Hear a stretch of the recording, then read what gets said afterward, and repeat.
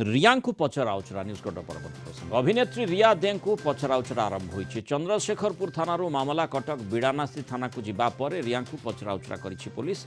रिया सह तांको स्वामी को मध्य पचराउचरा करा दैछि। रिया घर को जाई उभय को पचराउचरा करिछि पुलिस। घरोई सहायिका को शारीरिक निर्यातना नहीं गुड़े तुड़े प्रश्न पचरा जाइतबा सूचना मिली। अभियोगकारिणी केबेठू तांको घरे काम करथिले, तांको मासिक केते टंका देबा पई चुक्ति होइतिला, केबे काम को नहीं घरे पाटितुंड होइथिला कि निर्यातना देबा कथा सत कि पारिश्रमिक ठीक भाव में दि जाउथिला ना नहीं आदि विभिन्न प्रश्न पुलिस पक्षरु पचरा जाइछि। गत 1.5 वर्ष हेब घरोई सहायिका वर्षा बेहरा को रिया एवं स्वामी मानसिक शारीरिक भाव निर्यातना दियाउथबा से अभियोग करबा परे रियांकर अड़ुआ बढ़ी। कटक रिपोर्टर जय महांती आम सहित जोड़ी अधिक आलोचना करबा। जय, रिया एवं तांको स्वामी को किभली भाव में पचराउचरा करा जाय, अर्थात तथ्य उगारिबा पई केमती चेष्टा चली?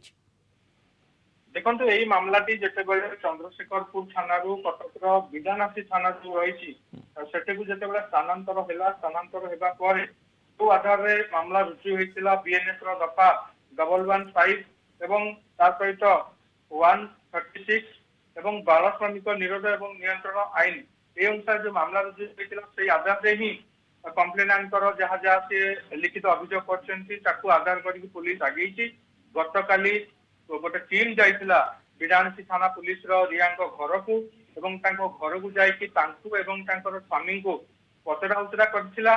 गोटे क्वेश्चनर प्रस्तुत करके जाइला टीम एवं डिटेल कथा पचारिथिला ए अभियोग संपर्क में आपनकर कोन कहबार अछि, पीड़िता जो जो कथा कहउछन्ती सेगुड़िक सत्य कि नाही, केबे ठारू से काम करथिले, पारिश्रमिक बाबद को मासकू केते टंका देबा पई चुक्ति होइतिला, से पैसा से नियमित पाउथिले कि नाही, शारीरिक मानसिक निर्यातन जो कथा अभियोग आनी सेगुड़िक संपर्क में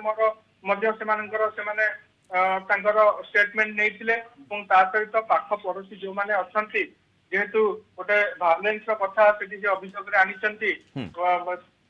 पुलिस जय आउ गोटे कथा चर्चा भितर को आसीथिला जे पीड़िता बयस को नहीं से नाबालिका की ये कथाटी जितेबाला से काम करने आरंभ करथिले रिया घरे सेतेबेले से नाबालिका थिले कि ये प्रश्नटी मध्य आसीथिला। देखो सेटा गोटे बहुत गुरुत्वपूर्ण कथा से दिग को पुलिस अनुध्यान करुची, जांच करुची, जहाँ जहाँ रेकर्ड्स अच्छी ताकू पुलिस देखा चेष्टा करुची एवं सेतेबेले तांकर बयस केते थिला, से माइनर थिले कि नाही, सेतेबेले कहीं जदि से समय से माइनर थिले ताले हुए तो ये मामला रे किछि भिन्न मोर आईनगत दृष्टिकोण बदली पारे, दफा एवं अन्य कथा दृष्टि बदली पारे, ताकू मध्य पुलिस देखुची एवं पीड़िता बयान रेकर्ड करने एबे पुलिस टीम प्रस्तुत होउछन्ती। हुए तो आज से प्रक्रिया अनुष्ठित होई पारे, भुवनेश्वर जाइकी टीम तांकर स्टेटमेंट को रेकर्ड करिवो एवं आईन अनुसार जो स्टेटमेंट रेकर्ड करिवार जो व्यवस्था रही पुणी परवर्ती जो स्टेप रही तदंतर पुलिस से आगेब।